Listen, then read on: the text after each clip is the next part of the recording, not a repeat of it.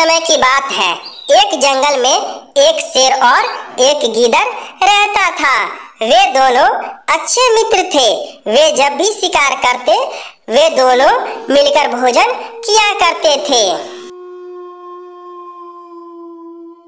गीदड़ शेर का एक अच्छा सेवक भी था।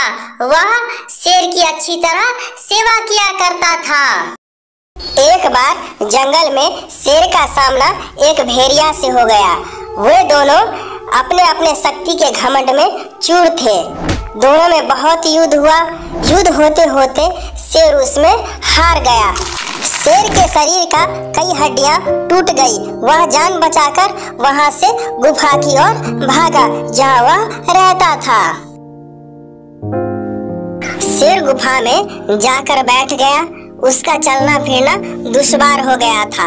उसके शरीर की कई हड्डियां टूट गई थी। गीदड़ शेर की इस हालत को देखकर बोला, महाराज क्या करे, आप तो शिकार पर जा नहीं सकते। मैं ठहरा आपका सेवक, मैं तो आप पर निर्भर हूँ।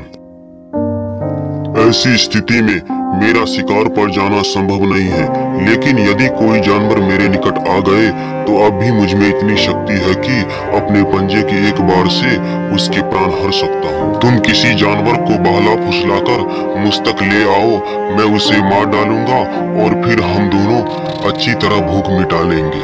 गीदड़ को शेर की बात जच गई और वह शिकार की खोज में निकल पड़ा। चलते चलते वह एक गांव में पहुंचा। वहां उसने एक खेत में कर्ण नामक गधे को चरते हुए देखा।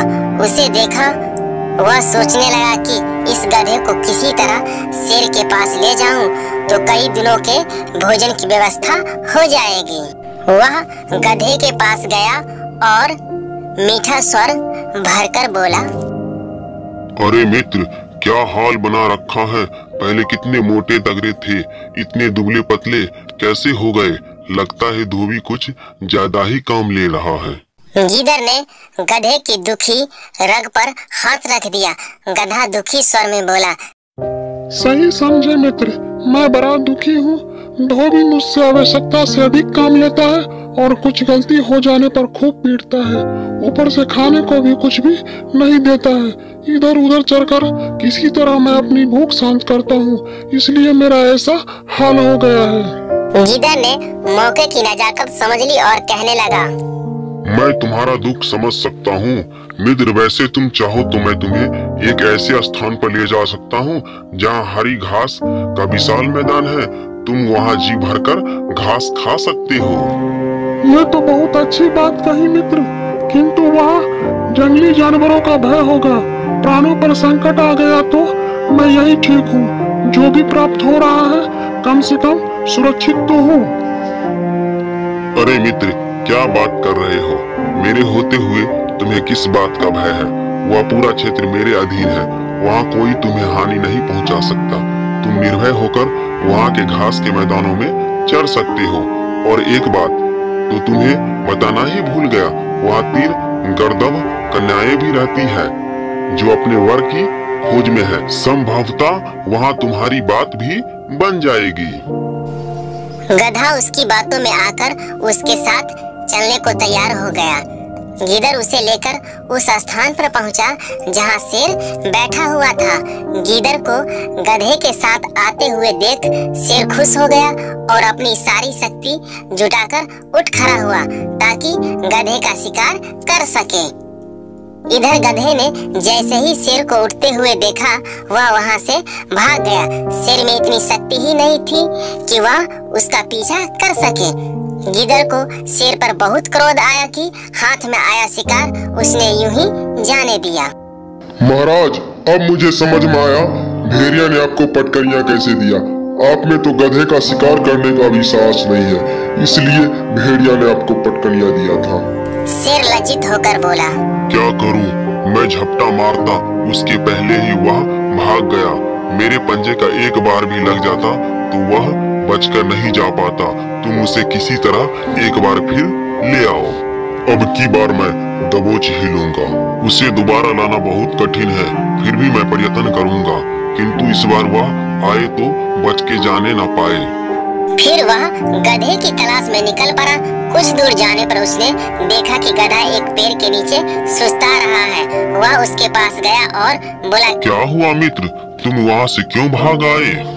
अच्छी बात कर रहे हो तुम मुझे किसी भयानक जीव के पास ले गए थे जो मुझे देखते साथ मेरे पीछे भागा था। आज तो मुझे मौत सामने दिखाई पड़ रही थी। पूरा जोर लगाकर भागा, ना होता तो आज अभी तुमसे बात न कर रहा होता। गीदड़ ने फिर से अपना पासा फेंका। अरे तुमने ध्यान नहीं दिया, वो एक गर्दभी कन्या थी। तुम्हें देखकर वह उतावली हो गई और तुम्हारे पास आने लगी, किंतु तुम तो ऐसे भागे कि नजरों से ओझल ही हो गए।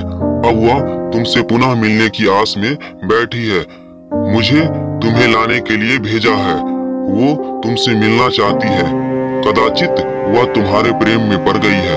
तुम्हें भी उससे मिलना चाहिए। उसे इस तरह सताना उचित नहीं है।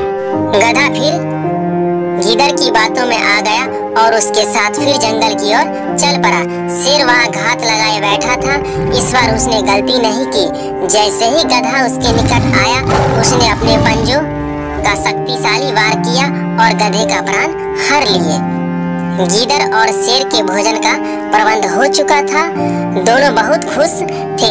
शेर गीदड़ से बोला, मैं नदी में स्नान कर आता हूँ, तुम तब तक इसकी निगरानी करो। गीदड़ गधे की सबकी निगरानी करने लगा।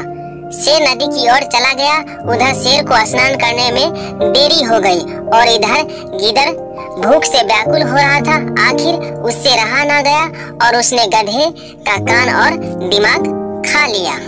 शेर जब स्नान कर लौटा तो गधे के कान और दिमाग को गायब देख गीदड़ पर क्रोधित हो गया। लोभी, मैंने तुझे निगरानी के लिए यहाँ छोड़ा था, किंतु तुमसे मेरी प्रतीक्षा भी नहीं हुई। तूने इसे जूठा कर दिया। अब क्या करूं, मैं तेरी जूठन खाऊं? महाराज, आप गलत ना समझे। इस गधे के कान और दिमाग तो थे ही नहीं। होते तो क्या ये एक बार मौत के मुंह से बचने के बाद दोबारा वापस आता? शेर को गीदड़ की बात ठीक लगी। फिर क्या था, दोनों ने छक्कर गधे का मांस खाया और अपनी भूख मिटाई। बच्चों, आज की शिक्षा है, किसी की चिकनी चुपड़ी बातों में नहीं आना चाहिए। बच्चों, यदि आपको ये कहानी अच्छी लगी हो और इसी तरह की कहानी और देखनी है तो इस चैनल को सब्सक्राइब जरूर कर लें। धन्यवाद।